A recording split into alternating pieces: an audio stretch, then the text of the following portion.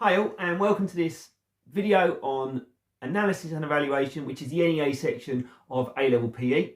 If you've not seen the analysis video I've made, go and watch that first here, because you've got to write that section first. You've got to get that bit right before you can move to your evaluation, because your evaluation builds on work you did in your analysis section. Okay, the evaluation is all about building in theory that you've learned in your class. So physiology, anatomy, exercise physiology, psychology, and skill act. They're the kind of the main areas you're going to build into this. Now, the evaluation section is worth 25 of the marks, so it is really, really important. But so much of this you've already covered in your class. Right then, let's get going with this evaluation section. So this is your second section. You'll have already written your analysis, as I said in the introduction. And if you've not done that, check out the other video now. Now, the evaluation, you're going to have to evaluate both of the weaknesses you did in your analysis. So you're going to have to do your ASS2, which in team games, for example, is a defensive skill. And you're going to have to do your ASS3, which in team games is a tactic. Okay, so you've got to make sure you evaluate both separately. They're separate entities. Now, what you're going to do now is you're going to use theory. So parts of the course, such as exercise physiology, skill acquisition, psychology, to build in why it was a weakness and how you're going to help correct it. So you're going to use that theory to help evaluate why it was a weakness and also help correct it. Now, you have a choice when you're writing your evaluation. You can write in what we call depth, or what the exam called depth, where you choose one theoretical aspect to focus on to evaluate and improve a weakness. Or you can use what we call breadth. Now, what that means is you're going to use more than one theoretical area to help evaluate and correct that weakness. You can even do both. Okay, so you could do, for example, ASS2 in depth. You might look at one theoretical aspect. You might look at an aspect of physiology, such as energy systems. And then for ASS3, you might evaluate the tactical weakness by using two theoretical aspects. You might look at an area of psychology and an area of physiology to do that. So you can mix and match. You can do it any way you want. You could do both in depth or both in breadth, or you can mix and match. That really is up to you and how you feel about the theory aspects and how they link to your weaknesses. I will show you how to build this up later, how to plan it, how to structure it, and really how to maximize your marks. So, some structure. So, there's a little flow diagram here. These are kind of like a tick sheet that you've got to make sure you've got for each section. Okay, so which theoretical aspects could explain the weaknesses that you've highlighted in your analysis? So, which ones could possibly justify why that is a weakness? Okay. There's lots of things you could use to explain why that was a weakness. What I would avoid is if, let's say, for example, in your video, there are nobody watching, there's no spectators, and you use social facilitation, then you're going to look pretty stupid because there's nobody watching. So therefore, there isn't a great deal of external pressure on that person. So make sure it's logical, the theoretical aspect you're choosing to help explain why it was a weakness. Justify why this explains the weakness. Fully explain the theoretical aspect. So go into detail, give the definition, give textbook explanations. Don't just copy and paste from the textbook though. Link theoretical aspects to the weakness clearly. So make sure it really does link to why it went wrong in that moment. Okay. We're not just looking, remember, at why a weakness is weak because they're a beginner. We're actually looking at in that moment it went wrong. It doesn't mean it's an overall weakness all of the time. It could be just in that moment it went wrong. Okay, and that's where things like over-arousal come in. The corrective measures are accurate. So you're going to explain how you're going to use theory to help them improve that skill or tactic. Okay, so the theory from the textbook, from the course that you've learned, is going to help them improve, and you're going to give them the corrective measures. They are all in the textbook. You're going to have excellent application of the theoretical knowledge applied to the weakness. Okay, so you are, again, this comes back to it. Make sure you are linking the weakness you're analysing and evaluating to the theory. It's got to have a connection. Don't just copy from the textbook. You have to ensure detail and link theoretical work. So I've left a little kind of planning template here. It might help you. So if you want to pause the video, copy it down, photograph it, you can do that at this point. And it's just a way of structuring it. So you're going to look at the main theoretical cause for the weakness. So when you're going now thinking and planning your evaluation, you might list 2 or 3 and then decide which is the most logical, which one is the most important maybe, which one's going to help correct it the most, okay? Then you're going to write down the possible corrective measures using that theoretical area. And you're going to do an explanation of the impact. So what would happen by giving them those corrective measures? I will explain that in more detail in a bit. Now, when you go back to the possible corrective measures, make sure the corrective measures actually link to your theoretical aspect. Don't just say something and then give them a training plan completely linked to a different aspect of fitness that you want them to do. Okay, so make sure it really is specific and linked. Right, you can identify the possible cause. So you're going to read your analysis again of your ASS2, decide like what was the reason that that skill broke down. Why did it happen? Was it a physiological reason? Was it a psychological reason? They're the 2 main areas you're going to look at. Obviously, a lot of the time it's technical, but you can link that technique to some kind of physiology or biomechanics. So what you're basically going to do is you're going to start saying now, I believe over-arousal was possible for the cause of the poor pass highlighted in the analysis. So that's what your kind of the crux of this is. Your kind of going to starting point is, I believe that this theoretical aspect led to this mistake. Okay, and then you can explain why. You would then show your knowledge of arousal, the effects of that arousal on the person, the effects of over-arousal and drive. You can look at the inverted U. Use your notes, use your textbook, speak to your teachers about this, okay? So if you have a teacher that teaches you physiology and you want to look at a physiology point, go and see them. Don't just always see the teacher who's involved in analysis. Actually see the specialist teacher who maybe teaches your psychology or physiology as well. They'll help you write this. Ensure that it links to your performer at all times. You can make assumptions here. So your observation is slightly objective, okay? You can't see inside someone's brain. So if you're assuming that over-arousal is a possibility, you're going to justify that with what you saw, the scenario, all of those elements come in, okay? Don't panic that you say, I'm not 100% certain if they're over-aroused, okay? You can make an assumption they may have been from what you saw on the video. Okay, corrective measures. So after you've gone through all the possible causes, you've linked all that theory work in, you've linked as many theoretical aspects as possible within that one little topic, or you're doing 2 topics, you're going to go through corrective measures. So at this point, you're going to use parts of theory that are going to help them improve. It could be a training plan, it could be some kind of psychological training with them, like a sports psychologist would do. Now, what you're going to look at, for example, in over-arousal, you're going to need to say how a coach would help that performer. How you as the coach are going to give them advice, a structure, a plan that's going to help them improve over time. You're going to give them strategies at different points during the week, over weeks, that's going to lead to that. We know it can't be fixed instantly by saying, do this. You need to actually have a little bit of structure over how you're going to gradually increase things, whether that's fitness, whether that's psychological techniques to improve. So the main focus of this evaluation is the examiners are looking for your theoretical knowledge but applied to those weaknesses. So they're looking for, can you link your theory knowledge you learn in class to sport?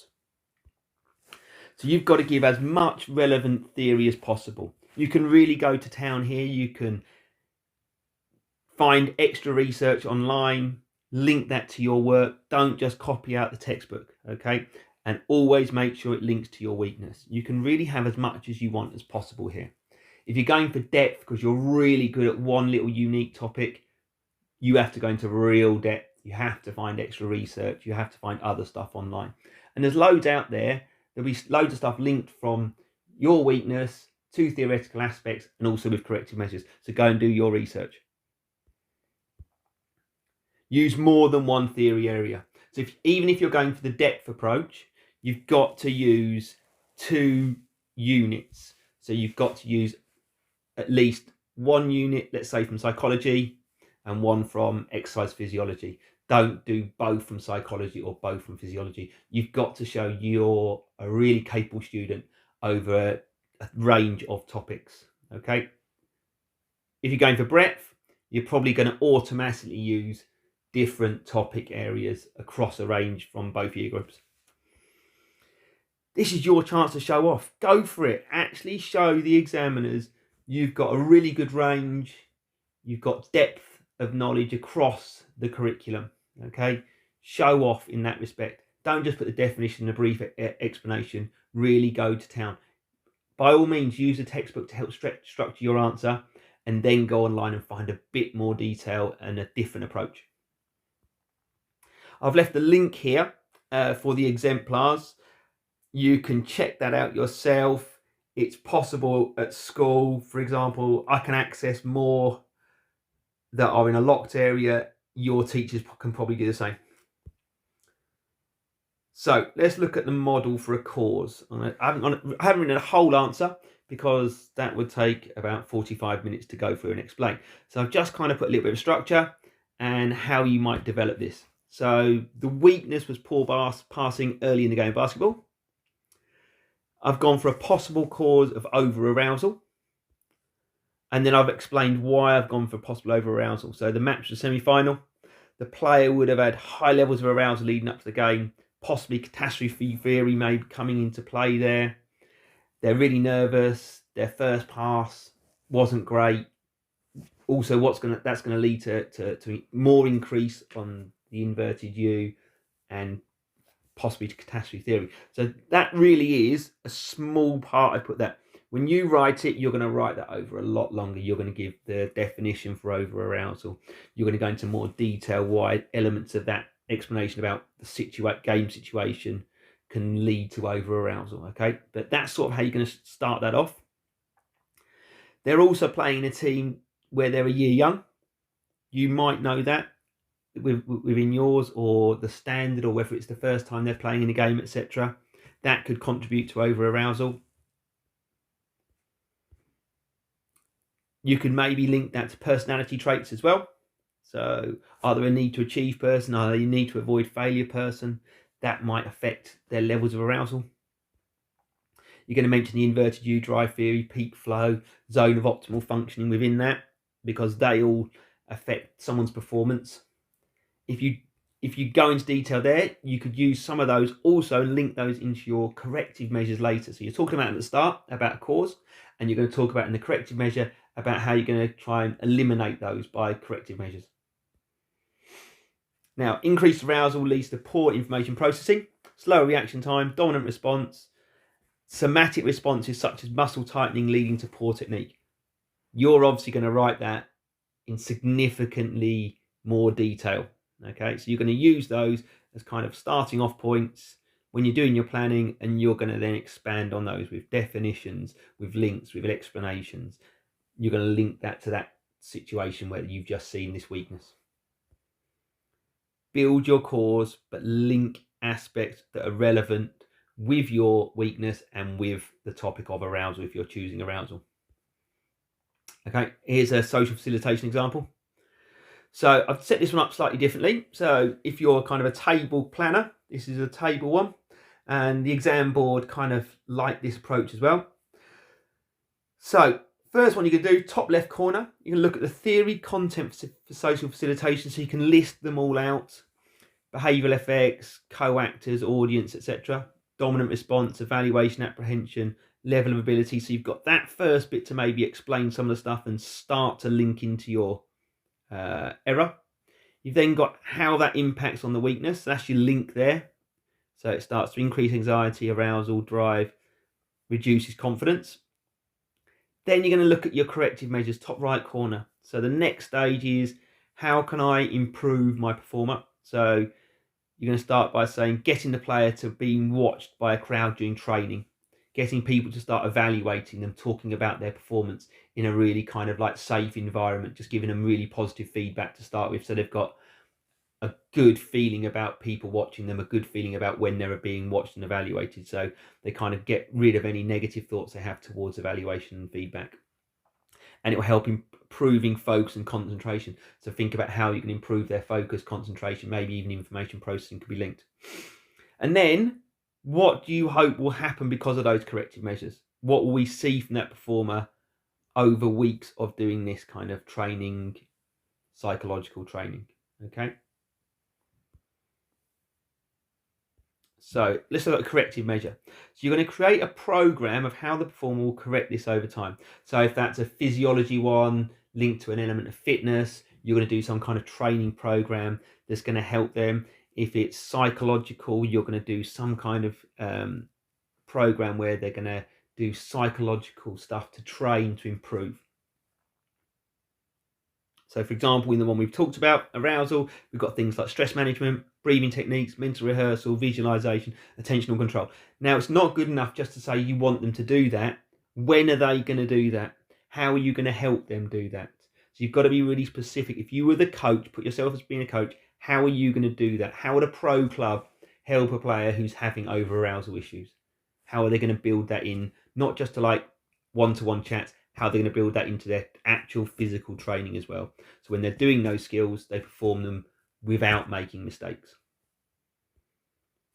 Look at the somatic changes as well, the changes to the body and how they're going to control those.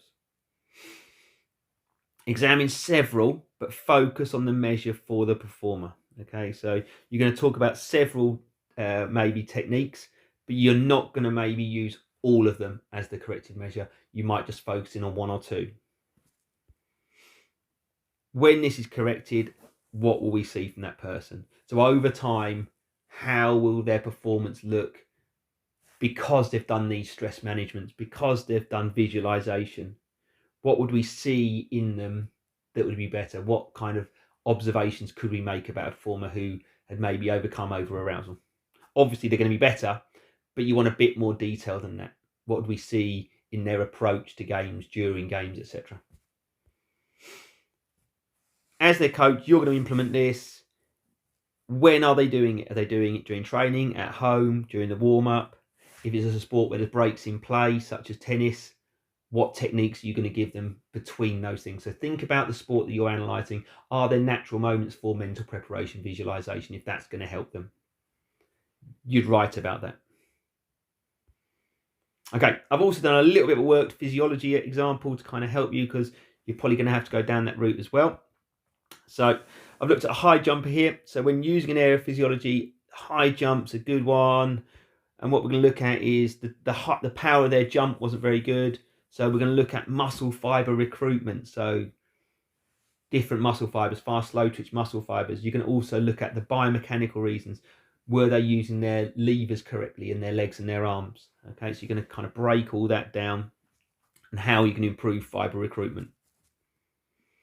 So you're going to end up probably creating a weight training program or plyometric training to help focus on that, but make sure that's really, really specific. If you did a PP at GCSE, you've got to make sure the stations, the weight training stations, are really specific to high jump. You're an A-level student now, so we'd really expect it to be really detailed and really focused on that. It might not have 8 stations. Don't think a circuit training has to have 8 stations. It could be super focused on 4 or 5 plyometric things, activities that are going to help that person. And how are you going to build them up over a period of time to help them improve? 1 week's not going to do it. 2 weeks is not going to do it. How are you going to build that up? How are you going to increase using progressive overload? Say how it can be used correctly to produce high levels of performance. So by doing this, by using progressive overload, what would the outcomes be? Okay.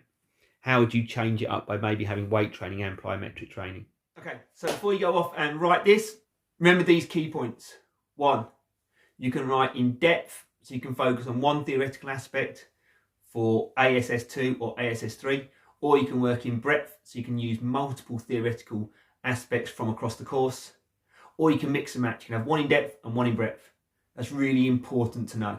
Okay. Next, use the textbook to help you know that theory and how you're going to build it in, but make sure you link it. You have to link all of the theory to that weakness. And last, do not just copy out that textbook. You have got to go and do extra little bits of research and link it in. Nowadays with the internet, all you're going to have to do is search for your sport, search for the element of theory you're looking for, and look at corrective measures as well. I hope this video has been really, really helpful. Take your time over this, work on one little section at a time. So try and do ASS2 first, or ASS3 first, tick that off, and then work on the other one, okay? You can complete this, and good luck.